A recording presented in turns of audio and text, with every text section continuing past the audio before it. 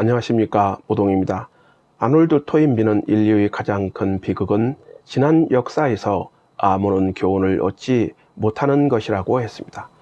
특히 정치와 정치인의 경우에는 더욱 그렇습니다. 코로나19로 고통을 겪고 있는 우리나라에서 역사를 반추하며 국민들을 위한 정치를 펼치고 있는 정치인은 과연 얼마나 될까요? 국민들이 신뢰도에서 정치인은 가장 낮은 점수를 받고 있는 것이 현실이죠. 그러나 오늘도 정치를 꿈꾸는 사람은 차고 넘칩니다.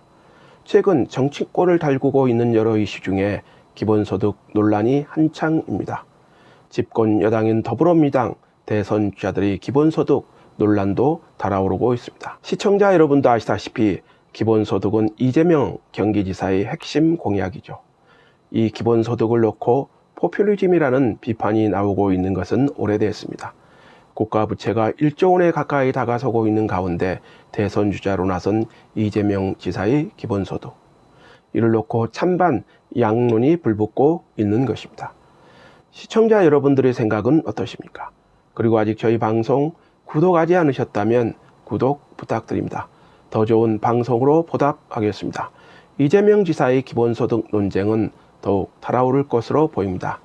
이는 대한민국 복지체계와도 연관되어 있기 때문입니다. 이런 가운데 문화일보 이신우 논설 고문이 경이로운 정치인 이재명이라는 시론을 통해 이재명 지사의 정책에 대한 진단을 제시해 소개하려 합니다. 저도 상당 부분 동의하기 때문입니다. 시론은 대선 1년 앞 지지율 1위인 이재명 지사가 자본과 재능의 사회주의자 면모를 갖고 있다고 진단했습니다.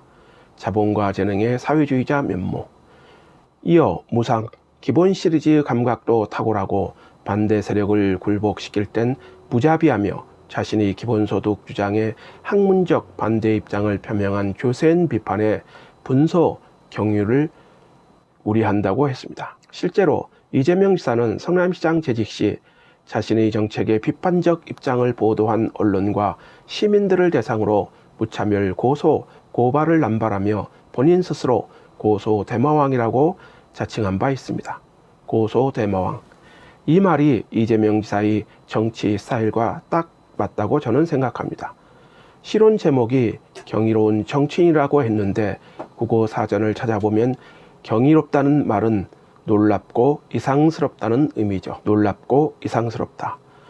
놀랍고 이상스럽다는 의미의 제목은 최근 OCN의 경이로운 소문과 제목이 묘하게 연상됩니다. 시청자 여러분도 아시다시피 경이로운 소문은 OCN 개국 이래 처음으로 시청률 10%를 돌파하며 승승장구하던 드라마였습니다.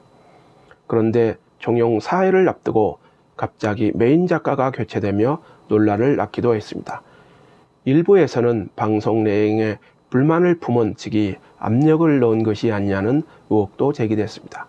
즉 경이로운 소문 드라마에 나오는 중진시 신명희 시장과 관련한 무대와 장소, 그리고 소품들이 성남시와 이 지사를 연상시킨다는 논란이 이어진 후 작가가 교체됐기 때문입니다. 드라마 속의 신명희 시장도 대선 지지율 1위를 달리고 있었죠. 시론은 세상에서 자본가로 성공하려면 사람들을 행복하게 만들 줄 알아야 한다. 반면 사회주의자로 성공하려면 사람들을 협박하는 데 능숙해야 한다. 이재명 경기지사는 이 두 가지 모두에서 탁월한 재능을 발휘한다고 했습니다. 이어 자본가와 이재명 간의 차이가 있다면 이 지사는 자기 자본이 아닌 남의 돈, 즉 재정을 읊뿌려 국민에게 기쁨을 안겨준다는 것입니다. 시청자 여러분도 아시다시피 이 지사는 현재 1인당 10만원씩 제2차 재난지원금을 나눠주고 있죠. 이 지사는 이를 재난기본소득이라고 자신의 기본소득과 연계하고 있습니다. 실론에서 지적한 것처럼 재난기본소득은 무차별 퍼주기에 다름 아니라고 봅니다. 물론 코로나19라는 상황을 부인하는 것은 아닙니다. 말 그대로 거액 자산가나 공무원, 대기업 임원까지 대상자가 누구든 소득 수준을 따지지 않습니다. 지금 일자리가 있는지 여부도 따지지 않습니다. 실론은 이 무차별 복지가 경기도민의 빚이라는 것을 밝히지 않는다는 점도 지적합니다. 이에 따라 경기도가 지난해 3월 경기도민을 대상으로 1인당 10만원씩 나눠준 재난기본소득은 1차와 2차를 합치면 2조 7천억 원에 이른다고 지적합니다. 그렇다면 이 재원은 어디서 마련한 것일까요? 시청자 여러분도 궁금하지 않으시는가요? 경기도가 마련한 1, 2차 재난지원금의 주요 재원은 지역개발기금과 통합재정안정화기금 등에서 차입한 돈입니다. 말 그대로 도민이 갚아야 할 빚인 것입니다. 그런데도 불구하고 기금을 펑펑 쓰면서도 도민들이 지급받은 재난기본소득은 공식적으로 빚이라는 이야기를 하지 않는다는 것입니다. 정말 무책임한 정치 행태입니다. 이재명 지사는 2010년 성남시장에 당선되자마자 바로 전임 시장이 판교 특별회계에서 5천억 원을 차입해 사용한 것을 명분으로 성남시 재정이 거덜났다며 모라토리움을 선언한 바 있습니다. 이는 전형적인 정치쇼였습니다.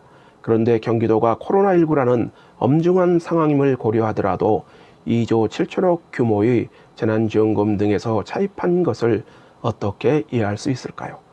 다음 도지사는 말 그대로 부채 갚는데 모든 것을 걸어야 할 것으로 보입니다. 이런 측면에서 독일 메르켈 총리의 대국민 메시지는 신선합니다. 메르켈 총리는 지난해 12월 독일 연방 하원의 올해 예산안 의결을 앞두고 행한 대국민 팟캐스트 연설에서 올해 연방정부는 코로나19 팬데믹을 저지하고 이 위기를 극복하기에 짧은 기간 지금까지 써보지 않은 엄청난 예산을 투입했고 새로운 국가 채무가 많이 생겼다고 진실을 고백했습니다. 그는 이어 이런 수준의 재정 지원을 끝없이 지속할 수는 없다며 2023년부터는 급격히 증가한 신규 국가 채무를 갚아나가기 시작해야 한다고 밝혔습니다. 이재명 지사는 메르켈 총리의 이 말을 어떻게 생각할지 궁금합니다. 시로는 이재명 지사에 대해 이렇게 진단합니다. 나라의 부채를 걱정할 필요가 없다는 게 그의 주장이다. 국내의 나라 빚은 민간의 자산이 아니냐는 이상한 궤변을 늘어놓는다. 회계상으로 자산은 자본과 부채로 구성된다. 그래서 전체의 일부는 전체와 같다는 논리로 국민을 헷갈리게 만드는 것이다. 이 놀라운 말장난 덕분인지 이 지사는 대선 후보 지지도 여론조사 때마다 1위를 달린다. 대선 주자 1위. 이를 어떻게 봐야 할까요? 정치인에게 정직과 공정을 기대하는 것은 허상이라고 봅니다. 그럼에도 불구하고 우리가 정치인들에게 관심을 가져야 하는 것은 우리 미래가 정치인의 판단에 달렸기 때문입니다.